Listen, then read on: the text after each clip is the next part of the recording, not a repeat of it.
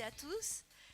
Donc effectivement, moi je suis élue pour être dans ce que vous nous demandiez tout à l'heure, monsieur. Je vais essayer de parler de telle manière à ce qu'on nous comprenne, à ce que tout le monde nous comprenne. Alors, Est ensemble, comme le disait madame, c'est 9 villes à l'est de Paris, 9 villes de la petite couronne parisienne, Pantin, Le Pré-Saint-Gervais, Les Lilas, Bagnolet, Montreuil, Romainville, Bobigny, et j'en ai oublié, Noisy-le-Sec. Voilà, et on est un espace qui est en complet bouleversement du point de vue du foncier, du point de vue de tout ce qui s'y construit. Parce qu'en fait, si vous regardez une carte du Grand Paris, en fait, le cœur du Grand Paris, c'est pas ici, c'est chez nous, d'un point de vue strictement géographique. Et donc, on vit un bouleversement en termes d'aménagement absolument complet, avec des grands chantiers structurants, transport collectif, beaucoup de construction, beaucoup d'habitat. Et puis, du coup, en conséquence de cela, on a aussi beaucoup de friches urbaines qui soit sont là depuis un certain temps et qu'on a un peu de mal à combler, enfin qui sont là et qui défigurent le paysage, soit apparaissent au fur et à mesure des chantiers.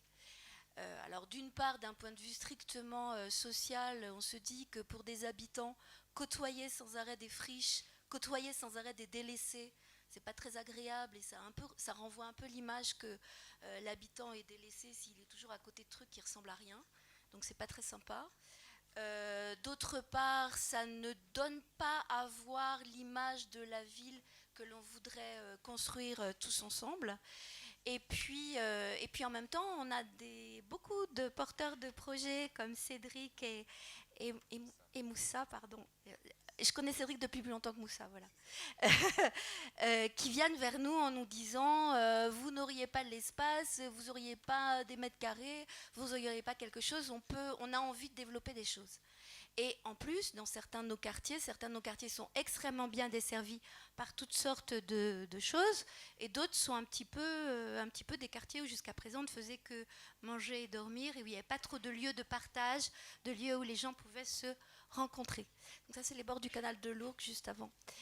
Voilà, donc on s'est dit, finalement, si on acceptait de transmettre ces friches, ces espaces à des porteurs de projets, en les laissant très, très libres de faire ce qu'ils souhaitent, très libres de développer ce qu'ils souhaitent, pour en faire, d'une part, pour voir si on arrive à construire la ville ensemble avec les porteurs de projets, donc s'ils nous donnent des idées sur ce qu'il faudrait faire dans ces quartiers un petit peu délaissés, d'autre part, pour apporter de nouveaux services à la population et permettre d'innover avec toujours l'envie que ce soit des innovations bien sûr sociales, dans le domaine culturel, dans le domaine de l'environnement, de l'agriculture urbaine, et puis dans le domaine de l'économie sociale et solidaire, puisque sur nos territoires, la question de l'emploi est aussi absolument importante. Donc on a lancé un AMI, comme le disait madame, il y a maintenant 5 ans, en appelant les porteurs de projets qu'ils souhaitaient à répondre. Et on fonctionne, donc on reçoit des propositions, on fonctionne, on a notre propre jury en interne avec des élus, avec des agents, avec les aménageurs. J'allais oublier de dire que nous travaillons beaucoup avec les aménageurs qui au départ il y en a un qui nous a dit banco, je vais essayer, et puis finalement maintenant tous les aménageurs sont extrêmement contents parce qu'ils préfèrent aussi, je pense d'une façon prosaïque, se dire que pendant le temps d'un chantier, il y a une friche qui est valorisée et qui permet de faire des choses intéressantes, plutôt que la friche reste en friche. Voilà. Et puis par ailleurs, je pense que ça donne des idées à absolument tout le monde, puisque, y compris soit des élus, soit des aménageurs qui au départ ne partageaient pas vraiment nos idées, mais qui se rendent compte que finalement ce qui est réalisé est tellement intéressant et apporte tellement du plus à la population qu'ils en finissent par doucement revenir vers nous. Je pense à la Soreca, je pense à la Sequano, ils reviennent vers nous en disant mais finalement, et si on faisait ensemble de l'aménagement de friches pour voir ce qu'on pourrait en faire dans le futur. Alors moi je vais m'arrêter, si je peux vous donner un peu de chiffres quand même. En 5 ans, on a aidé 14 projets différents. Il y en a 10 qui sont encore actifs sur notre territoire à aujourd'hui. Nous, Est Ensemble, on dépense entre 40, ça a dépendu des années, mais on dépense entre 40 et 80 000 euros par an. Voilà, il y a un chiffre qui est très intéressant sur l'ensemble des projets, c'est qu'on a calculé que pour 1 € que l'on dépensait nous, collectivité territoriale, les porteurs de projets arrivaient à lever 6 €. C'est-à-dire que ça a un vrai effet levier pour permettre à des porteurs de projets innovants de développer leurs propres projets. Et puis, que vous dire enfin, on a évalué en gros à 130 000 personnes jusqu'à présent le nombre de personnes qui avaient profité des différents projets que l'on a aidés et qui existent sur nos territoires. Et je vais leur donner la parole tout de suite, mais franchement, venez chez nous, venez boire un verre dans nos friches, vous verrez, c'est vraiment extraordinaire.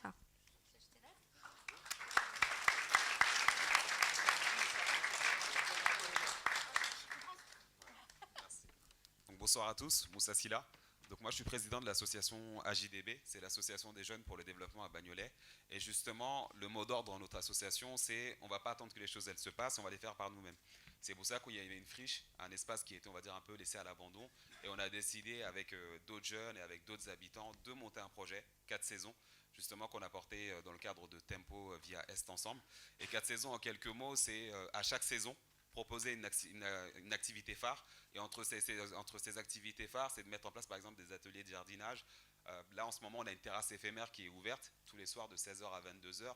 On y prépare une fête de fin d'année pour notre association et c'est justement d'apporter différentes animations en partant des besoins des habitants et justement en y associant aussi les habitants qui fréquentaient cet espace. Typiquement c'était un groupe de jeunes, enfin plusieurs groupes de jeunes qui restaient là-bas et qui n'y faisaient pas grand-chose. Et c'est tout de suite de trouver des solutions et de leur dire bah, restez pas dans votre coin, venez avec nous, montons un projet ensemble et faisons revivre ce lieu qui justement est laissé à l'abandon. Réapproprions-nous nos espaces. Donc voilà, très rapidement, 4 saisons, c'est ça. C'est différentes animations au quotidien en fonction des saisons et tout en y impliquant les habitants. Voilà.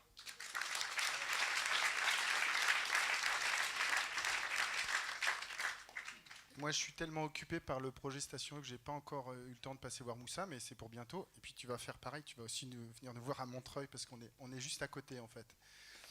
Et bah, du coup, en fait, bravo et longue vie au projet Tempo, puisque en fait, je pense que ça ouvre quand même une voie super intéressante.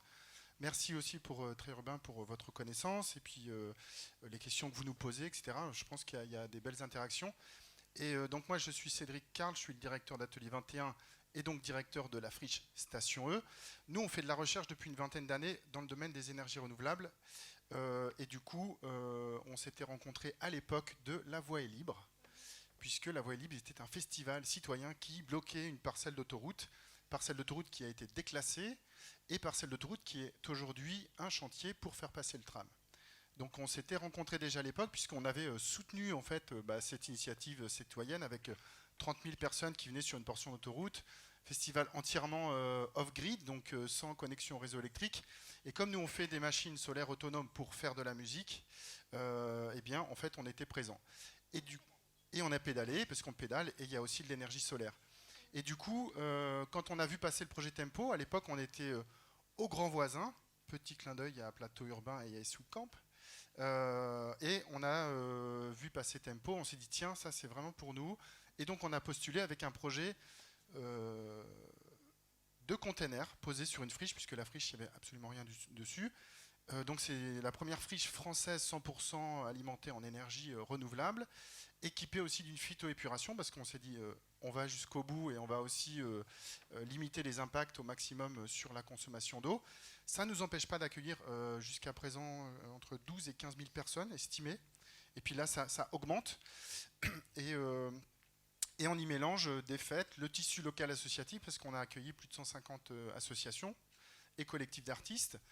Et voilà, l'idée, c'est de mélanger la fête et l'engagement citoyen. Ça fonctionne plutôt bien. On a une immense reconnaissance de la presse, puisque à l'heure actuelle, on a déjà plus d'une trentaine d'articles dans la presse, y compris jusqu'au Danemark.